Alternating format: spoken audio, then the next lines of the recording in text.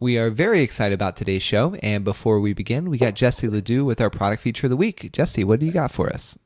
Hey, Stephen. So, as you know, this item is very near and dear to my heart. It's the VIP membership. So, probably hear us talk about our box membership all the time. It comes with our Pageant Planet box, unlimited coaching. And that unlimited coaching is unlimited email support. So, you can send pictures, you can send your pageant paperwork to be edited, you can send your wardrobe for review, etc. What the VIP adds to all of that, so if you live in the US, you get your pageant box, you get your unlimited written coaching, but you also get unlimited mock interviews. This is a huge deal for people that are either going into their first pageant and they just like need the confidence to know they can nail the pageant interview, or someone who's a veteran and just knows that interview is where they struggled, or they just want to have something extra. And the mock interviews are 15-minute segments where you have a coach on the other end of Skype that can see you, that can see and critique your mannerisms, your answers, your content, and really guide you to make sure that you're giving yourself the best chance of success for interview. Yeah, and what is an average cost for a pageant coach, would you say? So I would say it's probably $50 an hour minimum for a Skype coach. And then with these, you're getting 4 interviews for an hour. So that's $50 right there. If you have 4 interviews in a month, which is totally feasible with our scheduling, my gosh, do that 3 times. You're getting essentially three, like you'd be paying $150 for that anywhere else. Yeah, and that's pretty normal. And like with most particular pageant coaches, you have to buy a package deal. They don't just say like, okay, I'll book you for you can book me for 20-minute spots. So, and with this, right? I mean, of course it's near and dear to your heart. You oversee it. They get access to you, like through the questions, they get access to your expertise. If you're not answering the questions, you're overseeing them, reading through them before they go out so that you can make sure that they're on brand and that they're in accordance with the same level of information that you're giving on this, on the podcast on a weekly basis.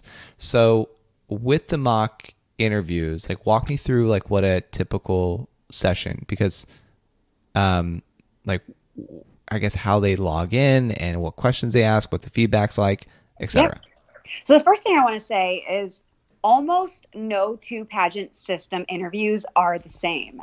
They are different time lengths. They're standing versus sitting. They're round robin versus panel. They're different, like political, not political, etc. So we will talk with you and understand what the requirements of your pageant interview are, or we'll find them ourselves. And we will gear our questions specifically to that. We also will base upon the time length you have. So if you have a 10-minute mock interview, if you're in the Miss America organization, we can do a full 10-minute mock interview to get that interview stamina up. If you're in National American Miss, you have 1-minute interviews. We'll do several of those within the course of your session. So it's customized based on your age division and your system specifically. So we'll get on Skype together, we'll do our pleasantries, and then we'll dive right in. And if there's a certain area of questions that you're really struggling with in your own preparation that you want to cover, you can spit that right out to your coach. You can say, I really want to focus on current events today, or I really want to focus on technology-based questions, social media, etc. And our coaches on the fly can really quickly adapt to that. Got it. And okay, so outside of unlimited mock interviews, you already said unlimited questions. What are some other things that they get with it? And then kind of wrap it up with how do they sign up? So it also includes, like I said, if you live in the US, you do get a Pageant Planet box, which is really exciting. It's delivered to your door. It's based specifically upon when your pageant is. So if you are 11 months out and you should be doing a ton of research, we'll send you like a USB flash drive. We'll send you some earbuds so you can be focusing on looking up former title holders. But it just like evolves as you go. When you get to the wardrobe segment, you get some really great wardrobe items that you can use for shopping that make shopping easier, etc. So all of that benefit rolled into one. It's $76 a month. So we already said the mock interviews are going to be about, with a traditional coach, 3 times as much. And then you get the unlimited coaching, which with pageant coaches, a lot of the time you are paying for email support continuously. So it's an additional cost from someone else. You won't get that additional cost from us. And then the pageant box, which we typically value at $30 a month. So all of that for $76. And kind of lastly, and what I'll provide a link to the description, like where people can buy the VIP membership and see all the membership options. Who are some of the people that's done this, like through the VIP membership? Okay, so we had Miss Junior High School America from last year, who we absolutely love. We had National American Miss Teen a couple of years ago. We have several Teen USA winners this year, which is really exciting. We've had Miss America top 10 finalists, etc. So you're in good company. Yep. Awesome. All right. Thanks, everyone. And check out the descriptions in the podcast for a link to the product. Take care. Welcome to Pageant Planet's podcast, where we share stories and strategies to help expand and connect the global pageant community. Visit pageantplanet.com to find pageants, hire coaches, shop for dresses, and more. Now, here's your host, Stephen Roddy. Welcome to another episode. Today, Jesse Ledoux and myself, we are going to be discussing how wardrobe color can win you a global pageant. So, Jesse, set the stage for us. Stephen, let me tell you one of the most dangerous things you can do while pageant shopping. And it is walking into a shop and having no idea what you're looking for. Oh, that's the gosh. worst. It's the worst in Christmas shopping, gifts. I mean, it's just the worst period. Yeah, and sometimes you get lucky and you strike gold and you find like the holy grail. But most of the time, you just get really confusing. And here's why this mentality sets you up for a few potential mistakes, or here's the potential mistakes it can set you up for. First, the overwhelming amount of options causes you to get confused as to what you really want and what makes you feel great. That's the first thing, because you're settling often because you don't know what you're looking for. The second is you are more susceptible to other people's opinions and agendas. So if you don't have your own leg to stand on when people come in really aggressively saying, oh, well, this is what I want for you, this looks amazing on you, and you don't know what you want, oh my gosh, you're going to fall victim every time. And then the biggest problem that you can come across is the obvious disconnect from your brand. So if you pick something that just makes no sense for every other aspect of who you're presenting in the pageant. Oh, gosh. Yeah. Couldn't agree more. So how do you begin to at least get an idea for these different things that you're wanting prior to going shopping? Well, I just need to say the wardrobe you select for every phase of competition has to serve a purpose. So just picking something you like may not be enough. You could be the best dressed girl in the pageant or guy in the pageant, but if it doesn't make sense for who you are and who you're presenting, it's going to be a total bust. And the clothing you select communicates to the judges before you are able to talk and interview. So as you're walking into the podium or to the chair, they're already evaluating you. Mm-hmm. And in other categories where you don't even have the opportunity to speak, like evening gown, fitness, etc.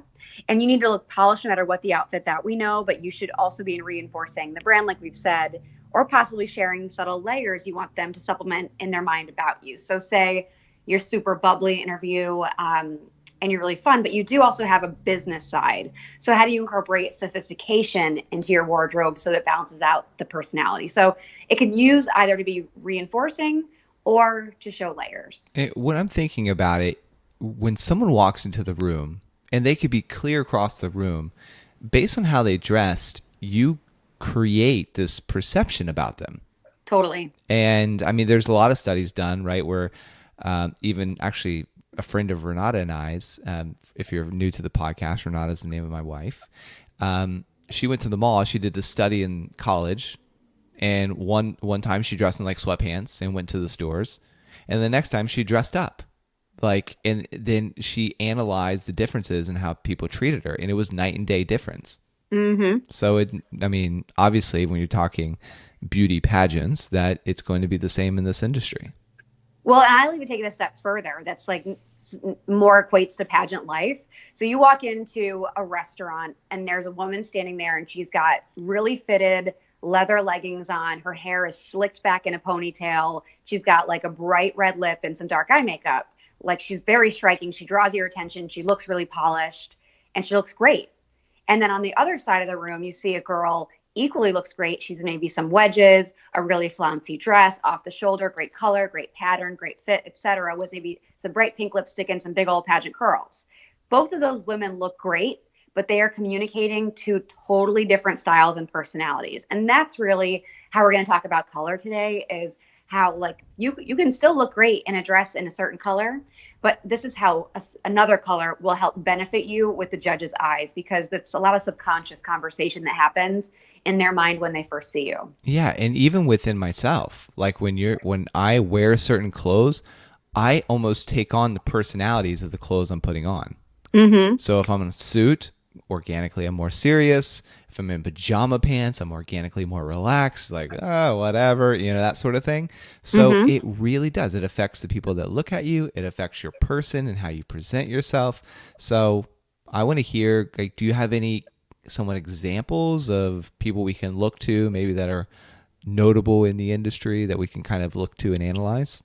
Yeah, so I want to go through 4 very notable winners in the last decade across several systems and discuss why their color choices worked so well for them and could have ultimately led to their success. So I tried to pick ones that, because, I'm a pageant dinosaur, so I could have gone back 30 years, but I didn't. So I want to first talk about Rolene Strauss. Can you picture Rolene Strauss, Stephen? Yes. Yep. So she was Miss World. She was from South Africa, I want to say 4 years ago. Sounds about right. Yeah, give or take. Right. Okay. Yeah. So she wore the ultimate feminine gown. It was pale pink, off the shoulder, ruffle bottoms, and she had these really soft side swept curls to match. And I remember watching the pageant that year, and I kept seeing her in the background. I'm like, oh my gosh, she is so gorgeous. She just glows. She has that angelic effect. And I was like bummed because they kept, like, Miss World, they have all like the top 10s in the various categories. And she wasn't coming up in any of those top 10s. Like, oh my gosh, she's drawing my attention every time, because I think, 1, she looks so consistent, and 2, she's so facially beautiful. And then, of course, she won. So I will say, like, the judges were able to see her understated and gentle personality as one that would best communicate the Miss World platform, which is beauty with a purpose. And when you hear Rolene speak, she isn't super boisterous. She doesn't have to yell to be heard. She's probably not the loudest person at the dinner table. So she didn't have to oversell that part of her personality with something obnoxious or a bright color. She went with a soft color that matched her personality, that really was like a sultry neutral, and communicated with the judges. I thought that was a perfect match for her personality. Yeah, and I mean, having met Rolene in DC, like, it really is. I mean, that's who she is as a person. She is like all those things that you articulated. So, and I've never met her, and I got that from her styling, from her interviews, and from her dress color choice. Yeah, because we were at a party, and it was for a pageant, so naturally she was like a celebrity there. Definitely wasn't the loudest person in the world, yet commanded a lot of attention, like when she walked in. So yeah, that's totally her. So with this, do you want to go down through more examples? Do you want to analyze this more? How do you want to treat it? So let's just go through the examples, and then let's talk about some colors. Okay, that sounds good. All right, so who's the next example that you got? The next I wanted to bring up was Pia Wurtzbach. She was Miss Universe from the Philippines 3 years ago, perhaps. And she had on that really bold, bright blue. So it was like a little bit lighter than a cobalt, I will say, but still just as punchy. And there is no denying that the royal blue color choice for Pia was spot on for her performance. Blue has a natural, disarming, and trustworthy projection, but it's still bold enough that it screams confidence. And like, in her own words, when she was standing there in final question, and they asked, like, why do you want to be Miss Universe? And she was like, I'm confidently beautiful with a heart. And the blue was like the perfect match for that. It didn't feel overly like sugary sweet. It didn't feel overconfident. It still felt like she wanted to serve others, which is like the trick of blue. It's calming. It makes you feel like you want to be close to that person. So I bought into Pia completely. I felt like what she said matched what she wore. And as a judge, I'd be like, okay, I get who this person is. Yeah. And I mean, some background on Pia. She's worked pretty much since she was a young girl, supported her family through like modeling and doing actress stuff, like working in the world of entertainment, basically.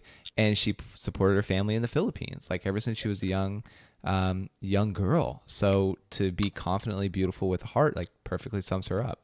Mm-hmm. All right, the next one I want to talk about is Nia Sanchez. She was Miss USA and first runner-up to Miss Universe. And I don't remember how many years ago, Steve. Do you remember how many years ago? I am not a good pageant historian like you. I have to have notes on that thing. All right, I just guess, and I always feel like I'm way off. Did she crown Olivia? Yeah. Okay, let's go. I think she did. Sarah Rose Summers. Okay. Who crowned Sarah Rose? Deshauna Barber? Deshauna Barber. Oh, no, Kara. Was Kara or Deshauna first? Deshauna was first. Okay. All right. So it was, okay, Sarah Rose Summers, Kara McCullough, Deshauna Barber. Am I missing somebody? Nope. You're right. I was like, oh, yeah. Okay. Olivia Jordan. Mm-hmm. Nia Sanchez? I think so. All right, we're going to go with it. No, that if sounds we're wrong, call us out. Yeah, that sounds right to me. Like when I'm asked to think about things like that on the spot, like who crowned who or when was crowned, I feel like I failed the majority of the time. And then I say it, which I'm further like speaking it into existence, and I'm failing each time. But like almost like my mind goes blank. Yeah. Like when I was attempting to name drop a few podcasts ago, and I completely forgot the name of the person I was name dropping. So it was just like, I don't know, it's a thing for me. For me, it's more like as you get older, I don't know if you feel the same, like time flies. And I'm like, that couldn't have been 5 years ago. There can't have been 5 Miss USAs between now and Nia, but there were. So that's more where I'm at. Well, and it's like, I mean, with what we do in the industry, we are like most of the people out there follow a system, and they focus on like USA, and they follow it religiously, and like other websites follow systems. We're doing everyone across the world, so it's like every day there's like dozens and dozens of title holders, and it's like really it's challenging to keep track of it. Like I was speaking to a national director, this is a few years ago, and this individual said, I don't know who like my national queens are. He's like, I forget their names because there's a lot of them, right? And I'm like, I get that. I get it. Yeah, I totally get that. And he's like, and by the time I start to learn their names, there's a whole new wave of them, because it's not like they're all living in his like city block, right? Where you just go down there and hi, But so I'm like, I totally get that. So anyways, like that was probably a lot of justification for why we couldn't just rattle it off right away. It's a lot to keep track of, which is why we're creating the system of Pageant Planet, so we can just easily run the reports. Anybody anywhere can see who was crowned when with a click of a button, and that's the goal. That's why we're doing what we're doing. Well, my justification outside of time flying is much simpler. There was a time where I live tweeted all the pageants for Pageant Planet, all the major pageants. So I had to pay very close attention. And then when we stopped doing that, I started to drink more wine while I watched the pageants, and I probably remember less names. So that's probably reality. But anyway, so Nia Sanchez. Yes, Nia Sanchez. Yep. So when we talk about using color to subtly showcase layers of personality, I think Nia Sanchez did it best, because if you look at Nia Sanchez's styling all week, it was stinking adorable. Like everything she wore was darling. She has great facial features to match, really soft hair styling. And like even for prelims, she wore a really, really sweet looking yellow gown. So like pale yellow, not like bold yellow. So it was like floral, it was sheer with tiered chiffon layers on the bottom. So like ultimate, like soft, sweet projection. And then finals rolled around, and she like totally dialed up the sex appeal in a daring red. And she kept her other styling consistent. So she still had this soft hair color, still had a more neutral lip color. So like it wasn't a huge leap from what the judges would expect. So she didn't go from the cutesy floral dress girl in the restaurant to the leather pants girl in the restaurant. Like it still made sense, which you have to like be able to have some of those lines that stay consistent. But she essentially reminded them that she could look more than sugary sweet, and she nailed it. Yeah, absolutely agree. Okay. Who's the next one? One more example, and then we'll go on to some other things, is Nina Davuluri. She was Miss America. She was Miss New York and then Miss America. She wore the same gown for both. So Nina's platform, and I know Nina, so like even more so, it makes perfect sense. Her platform touts inclusion and overcoming adversity. So it's circles of unity. It's how do we all work together. She was the first Indian Miss America to be crowned. So it would have been really easy for Nina to have a big old chip on her shoulder in life based on the discrimination she faced and still faces. I mean, some of the stories you hear will just like make your blood curdle about what she dealt with like growing up in America. Instead, she not only chose like a killer color for her complexion in yellow and deeper skin tone, just like obviously look amazing because it pops. But yellow also communicates joy, as we know from every single Miss USA commentator that's ever seen a yellow dress in celebration. But it allows a pretty heavy story instead of like contradicting itself, like is a comeback story. It was like, wow, she has all this lightness about her. Here she is. She's going to bring this message of inclusivity, of overcoming adversity, etc. And she's going to be this figure of inspiration. And she has. I can remember running into a contestant at, I think it was IJM Internationals. And I asked her, like, how did you get involved in pageants? And she was of Indian descent. And she said, well, I never competed in pageants until I saw Nia Davuluri win Miss America. And I thought I could do it too. And I was like, wow, like that is a story. That's what pageants are all about, moments like that. And I think the yellow really just built Nina's story into it. I think it just really made it all come together. That's great. So what's your takeaway from all these different national title holders that are pretty much sprinkled throughout the world? Well, you know that I am pageant obsessed. A lot of our listeners are, but maybe not to the level that we are on Pageant Planet. But a lot of people look at wardrobe and like, oh, wow, that's a great dress. But for those listening, I want them to really think, like, be honest with yourself. Did you pick up on any of those subtle clues? Did you feel like there was any science behind those wardrobe choices? I mean, maybe everything we just said was completely true in their thought process. Maybe the perfect color match was actually by chance. Like, regardless, it worked. So I'm not saying I want you to scientifically calculate every single person's color that's ever won a pageant. I want you to think about your favorites and think about how their colors made sense. And like, we didn't talk about Olivia Jordan, but of course, like she wore hot pink ruffles. She was one of the oldest contestants competing. And that was clearly a plan, in my opinion, to make her appear more youthful, fresher. And it worked. So you just have to think about where your strong points are, how you want to emphasize them. Are there any reservations you think a judge could have about you based on some outside influences like your age potentially? How can you counteract it? So I don't want you to just pick a color based on what looks good on you.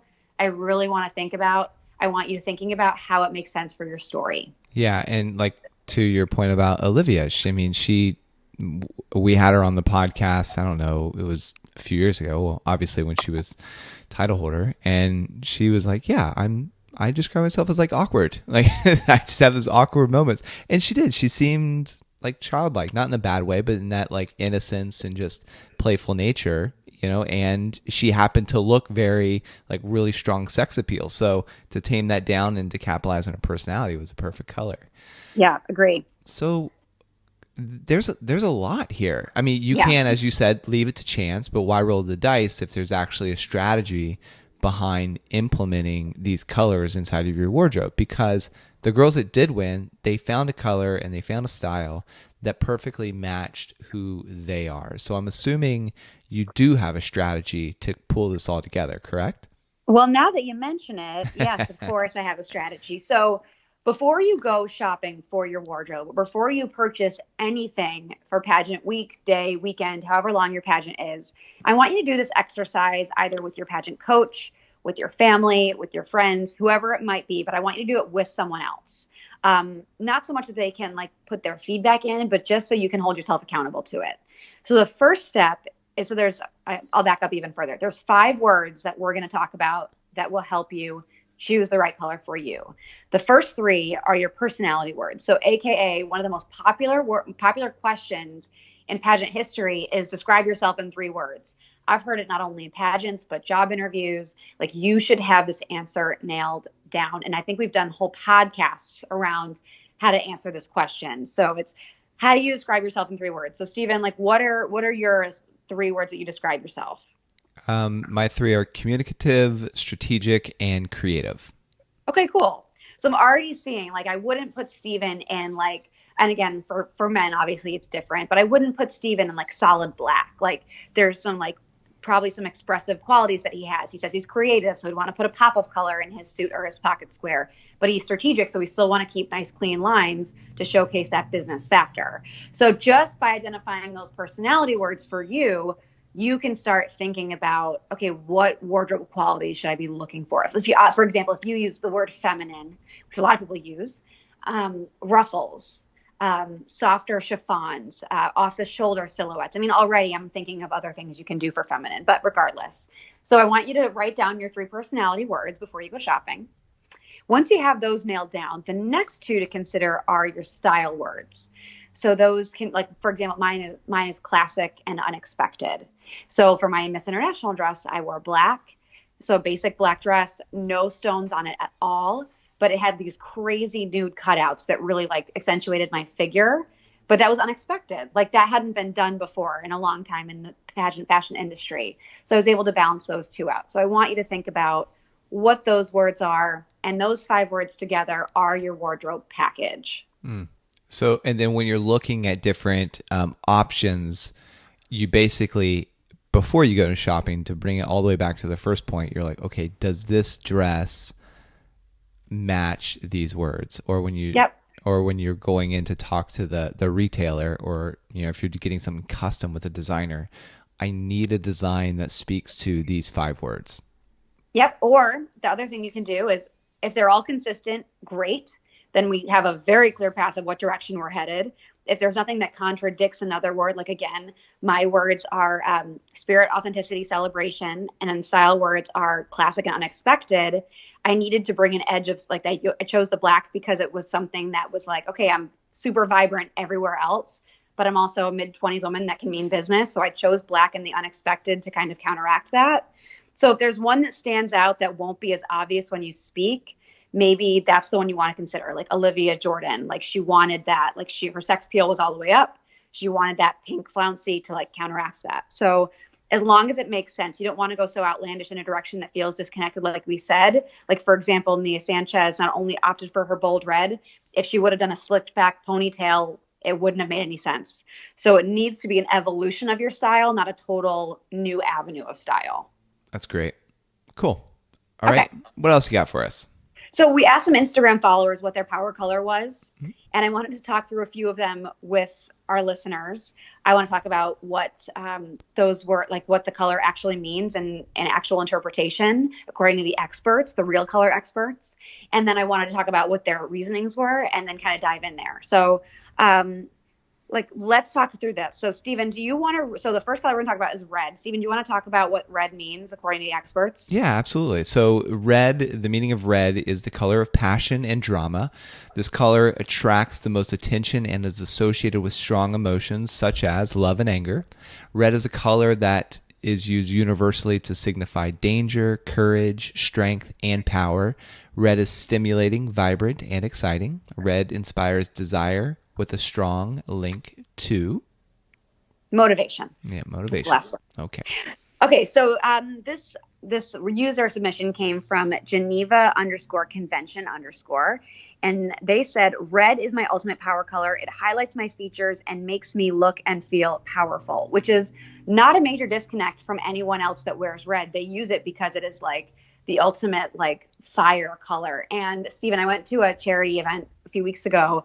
Every single woman in the room wore black. Imagine if somebody else had worn red.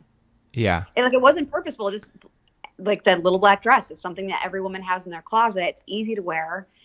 But if you wear red, you immediately draw all the attention in the room just because it is so bold. It's so against the grain, and it takes a really confident person to wear it. Yeah, 100%. And I feel like your eye is pretty, I mean, you can spot red like pretty quickly. I mean, I know there's one other color that like your eye is pulled to more, but red is right up there. It's got to be number 2, yeah, truthfully, because they're in the same color family, and we'll get to what that color is in a little bit. But yeah, I thought that was a great explanation from Geneva, so I thought that worked perfectly. But also, it pretty much summed up Nia as well. So I was happy to see it be consistent. Cool. All right. Well, let's move on to the meaning of the color green. So this is the color of growth and health. Think nature and see green in all of its glory, expressing renewal and life. Green has a strong association as a refreshing and peaceful color. Yes. And this came from StepGSU on Instagram. And I love that it like worked perfectly. They said hunter green. It reminds me of the summer spent at the Chattahoochee River Nation recreation area, where I hiked miles each day, removing non-native plant species and digging trenches.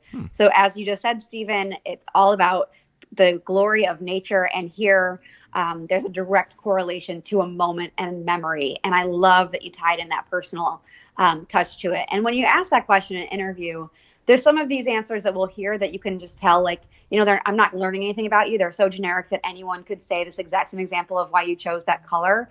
But this answer specifically, one, I learned more about them, and two, it rings completely true to the meaning of the color that they chose. Yeah. So when we go on, well, actually, I'm going to add a fun fact about this next color at the end that I discovered when I was at the Smithsonian Museum.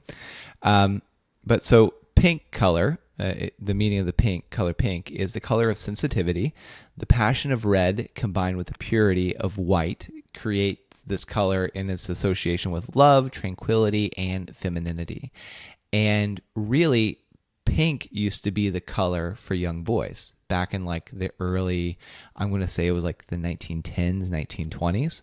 Really? And the reason for that is because red was considered a very masculine color, very powerful color. Got it, sure. Pink was a diluted version of that. So it was like, oh, a young boy is pink. And then marketers got a hold of it and said, no, pink is for girls and light blue is for boys. And it was the marketing people that started to spin it. Like when mass marketing through newspapers, et cetera, started to take place, they said, no, color is going to be used for, pink color is going to be used for young girls. And that's how it switched the meaning. But originally, it's for young boys. So why was the reasoning that pink was now for girls? Like what was the marketing, the genius behind the marketing? They didn't state the reasoning behind it. They just said that's where the switch happened. So I'm not sure why, but they had like in the museum, it was like they had a setup of the boys' room and it was pinks, and the setup of the girls' room, because the girls was referred to as blues for whatever the reason, and they just decided to switch them. And I'm not sure who. Yeah. I had no idea. I like to go to museums, for those of you that don't know. I was by myself. This was when I was living in Philadelphia, and they had this the Museum of Natural Art, which I believe is a derivative of the Smithsonian's. I could be wrong in that. Don't remember 100%. But anyway, so I was in there. There was an exhibit, and if you're ever in Philadelphia, their museum's amazing. But yeah, that was the breakdown of it. So it's interesting that you brought up what effect marketing has on the perception of color, because I had a very heated debate once about the color of, so when you think Christmas, Stephen, there's red and there's green. Mm-hmm. Which do you consider more like Christmas? Like which more when you see it, you think Christmas? Oh my goodness. I think green. All right. Well, you're in the minority there. Crap. But their reasoning was like Christmas tree. The Christmas tree, mm-hmm. right, was the start of the green. Yeah. But red, this person claimed, their debate was that Coca-Cola is the reason that Christmas is so strongly associated with red. And like, I don't drink Coca-Cola. I probably have had one in the last 30 years, maybe two. But like Coca-Cola was a major brand machine during the commercialization of Christmas. Like, what was it? Like probably in the 50s when Christmas started to be really commercialized. Right. And because after the Depression, people were starting to thrive again, et cetera.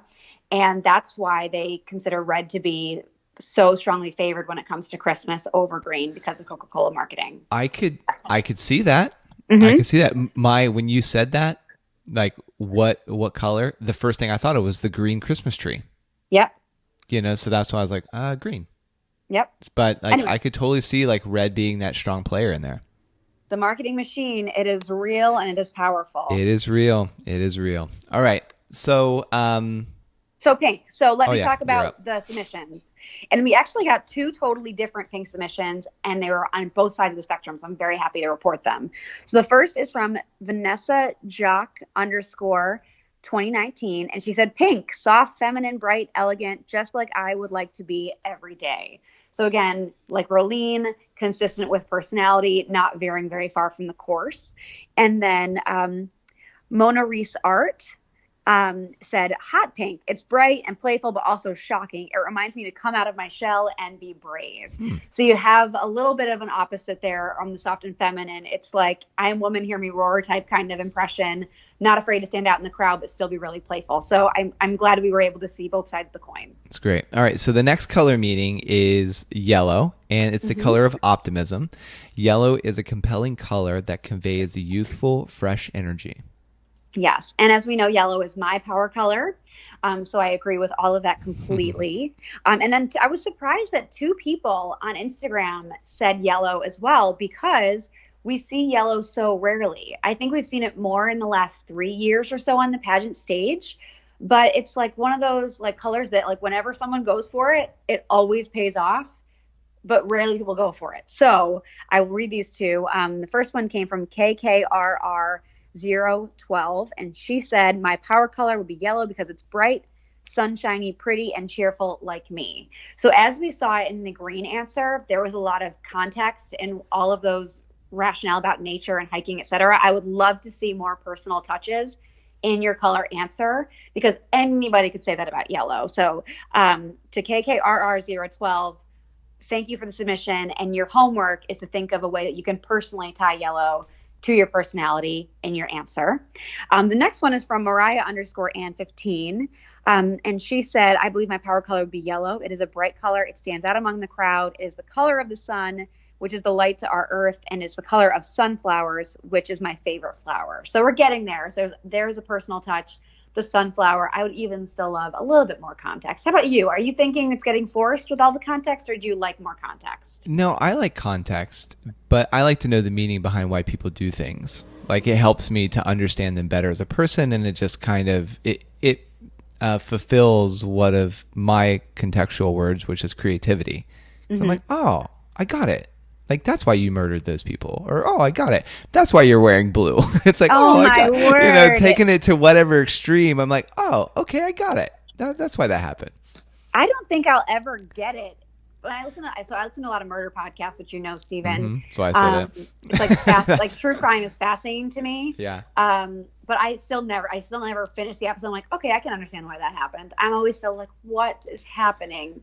Yeah, you can totally see it's like, you know, you could have just divorced them. You didn't have to like kill them. You know, there's legal ways around this, but yeah, I get it. But like going through those and like talking with people, understanding why they choose the colors, what they do, or understanding why they choose the route in life, what they did, it helps like get more understanding. So it does. Yep. It feeds my creativity. So, fun fact about yellow, you want to share?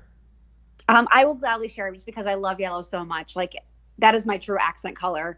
But so the fun fact about yellow is the eye sees yellow first on the spectrum, which is why it is so eye-catching. So there is a scientific reason behind, if you look at a line of contestants in different color dresses, your eye will first go to the yellow one because we are predisposed to do so based on how our eyes see the color spectrum. And that's why red is second, because it is in the yellow color family. So, I mean, if you want to stand out in a crowd, yellow is a great way to do that. Yellow is. And that's like, I mean, if you think about it, look at the street lights. It goes from green to yellow to red, you know, so it's like really the eye catching there. Okay. Yeah. Oh, can I say one more thing about that?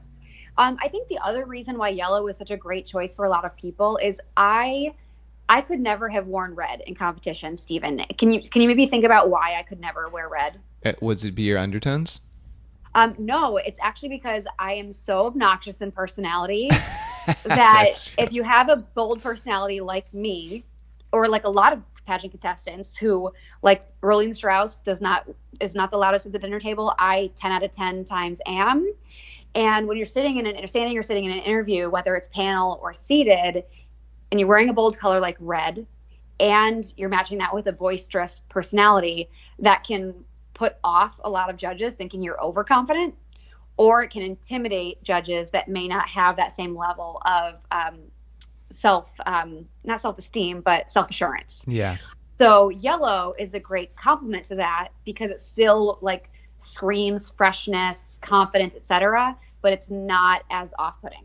Yeah. So, I mean, the typical rule of thumb with that is if you, just a blanket statement, the louder your personality, the more mute the color you want to do. And the more softer your personality, the more louder the color in interview, so that the two are not competing against each other. So it's not like loud and red.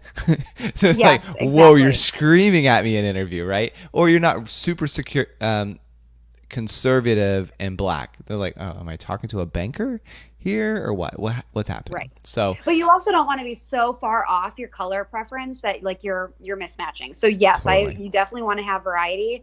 But for me, like I would never walk in and wear a nude color. It wouldn't make sense for me. And that's why like you have to be able to deviate from like your standard brand words, but not so much that it feels like you're not the same person. Completely. Okay. So the color of blue means trust. Blue, the shade of the sea and the sky, is thought to induce calm and convey tranquility, serenity, and peace. The popular color instills confidence and inspires feelings of trust, loyalty, integrity, and responsibility, which is why like a lot of tech companies like use blue in their logos. So agree completely. We are talking about Pia. It's all about the trust. It's all about feelings of warmth, etc. And there's so many shades of blue. So they work with across the board skin tones, which is great too. And it works for all age divisions, because if you're a teen and you kind of want to like enjoy a softer tone, a sky blue is a great compliment. So this submission came from Kelly M. Picatito, I think it says. That was pretty good. Way better than if I would have done it. I almost had to give it a try. I almost did it, but I'm not that mean. Cruel. Yep. I know. Anyway, okay, Kelly says my power color is blue because it is like the ocean and the sky, peaceful and beautiful, which it absolutely is. But again, as you're trying to identify, if someone says, what's your power color? And you use a term that, like, again, anybody else could say, why is it your power color? How are you connected to it truly? So let's really dig deep this week for all of our listeners and figure out what is that tie to your power color? Why do you feel so connected to it? Okay, so to pull this all together, could we say first, find your words that best describe you, the 5 words, and then just as a general statement, match them with the color meanings that we just provided for you, and then you'll pretty much have your color family. Exactly. So we can do that. Okay. All right. Yeah. Outside of that, is there any way else how do you want to sum this up? Well, I hope that running through these inspired our listeners to think more critically about the colors that they're selecting that can reinforce their brand, take the opportunity to showcase an important layer of their personality. And I know that can be difficult because we just said a lot of things. We said you want to be confident, but not too confident. You want to be soft, but not necessarily too soft, or like you want to be serious, but not too serious. And that's confusing for people sometimes to hear a lot of these different messages that we're conveying, because there's not one right strategy for every single contestant. So if you're having trouble with that, I want you to email me, Jessie@pageantplanet.com, and we set up a coaching session. And all we can focus on, if that's what you want to focus on, is identifying your 5 words and how you can strategize your color preference and your palette for that entire competition to really hit it home. So Jessie@pageantplanet.com, and I can hook you up. Yeah, thanks everyone for listening. And if you've received any benefit from this show or for ones previous, please consider giving us a 5-star review. It may seem like a small action, but it really does help us keep the show going. Want to become a part of pageant history? Create a free contestant or business profile on pageantplanet.com to unlock hidden features and connect with other experts throughout the world.